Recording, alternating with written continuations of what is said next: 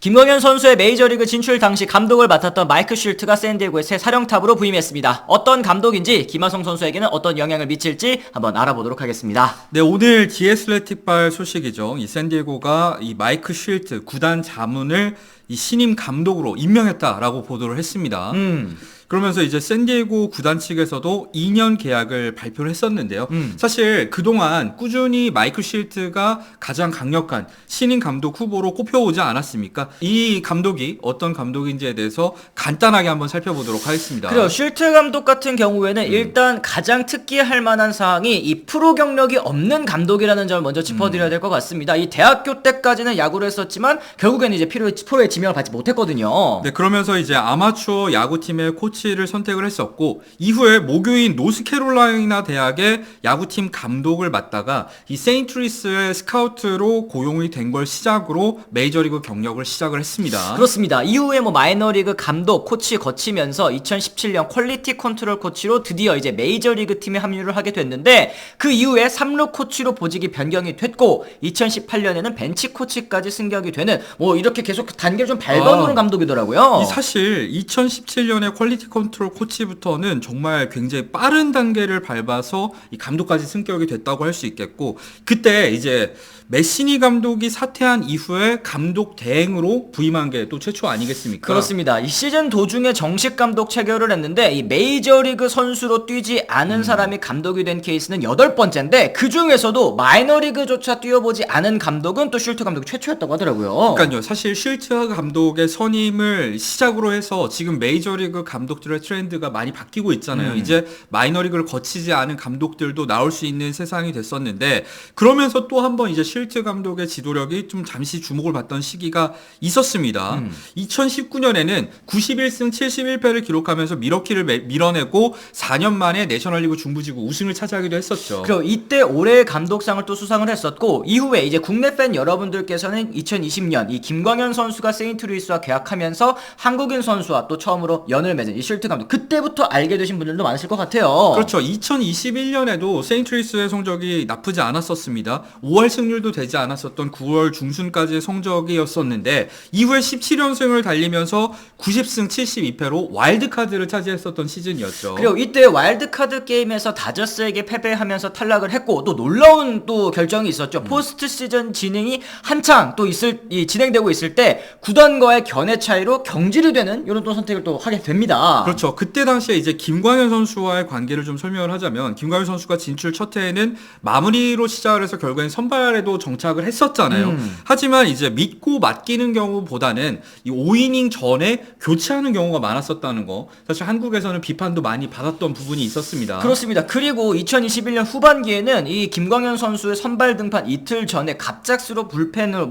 보직 변경을 또 이제 하는 등 마무리는 좀 사실 좋지는 못했던 걸로 기억을 하거든요. 그렇죠. 그러면서 결국에는 이 마이크 쉴트 감독이 앞서 말씀드린 대로 이 경질까지 이르게 된 게 아닌가라는 생각을 하는데요. 이제 김하성 선수한테 미칠 영향에 대해서도 한번 얘기를 해보도록 하겠습니다. 먼저 전임 감독인 반멜빈, 사실 뭐 연장전에서의 운영이라던가 이 경기 후반 운영에서 아쉬운 부분을 이 올 시즌엔 드러내긴 했습니다만, 김하성 선수에게는 은인 아니겠습니까? 그렇죠. 사실 진출 첫 해 부진했었던 김하성 선수에게 꾸준히 또 기회를 줬고, 또 올 시즌 같은 경우에 이제 리드오프로도 기용을 하면서 한 단계 또 업그레이드 될 수 있는 그 기회를 제공한 감독이 바로 멜빈이라는 또 생각이 좀 드는데, 그 덕에 이 아시아 내야수 최초 골드글러브까지 또 수상하지 않았습니까? 그러면서 또 화제가 됐었던 게 뭐냐면, 김하성 선수한테 골드글러브가 확정된 이후에 직접 전화를 맞아요. 해서 본인이 지도한 선수 중에서 네가 정말 재능 넘치는 선수 중에 한 명이었다, 이런 덕담을 해주기도 했다는 거. 그러니까 확실히 멜빈 감독이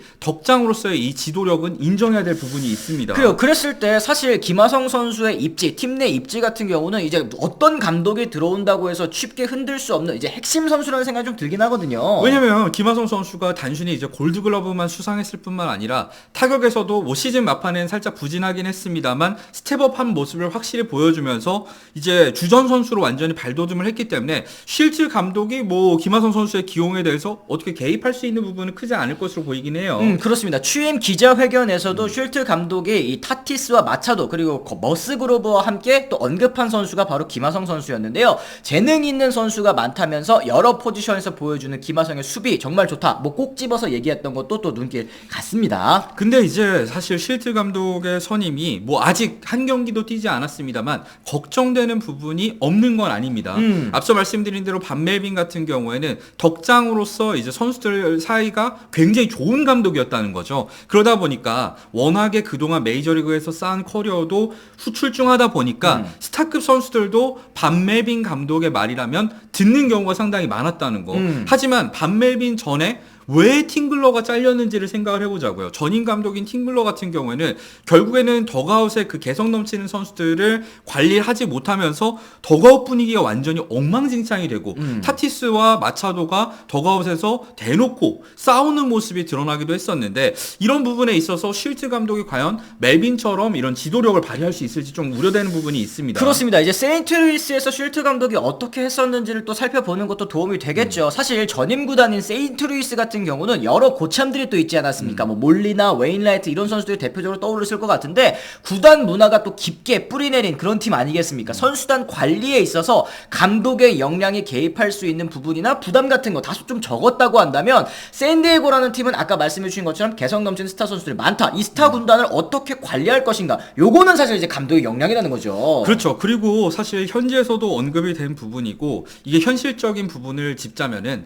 이 메이저리그 특급 스타들은 메이저리그 경력이 없는 그러니까 마이너리그 출신 감독들을 굉장히 이제 기싸움을 하는 경우가 많단 말이에요. 근데 쉴츠 같은 경우에는 마이너리그 경력조차 없단 말이죠. 이랬을 때 샌디에고의 슈퍼스타들이 과연 쉴츠의 말을 들을 것인가? 또 쉴츠 입장에서는 이런 슈퍼스타들과 기싸움을 하지 않을 것인가? 이게 사실은 우려되는 부분이 아닐 수가 없는 게 예전에 베니스터 감독이 맞아요. 텍사스에서 보였던 행동도 사실 그런 맥락에서 해석할 수가 있는 거거든요. 그렇죠. 이 세인트루이스 시절에 이 선발 투수 또 일찍 내리고 또 불펜 의존도가 굉장히 많았었가지고 또 불펜도 많이 받았었는데 이 투수진 운영에 있어서도 과연 이 샌디에고에서 똑같이 할 수 있겠느냐? 왜냐하면 지금 뭐 선발 투수 다 나갔고 불펜진도 지금 핵심 선수 헤이더를 대표해서 뭐 다 나갔고 이런 상황인데 불펜 투수들 쓸 선수가 과연 있겠느냐? 이런 의문도 또 있는 그런 상황이네요. 사실 이 감독 선임뿐만 아니라 샌디에고는 여러 가지 문제를 이번 스토브리그에서 겪고 있지 않습니까? 뭐 구단주의 이런 안타까운 죽음이라던가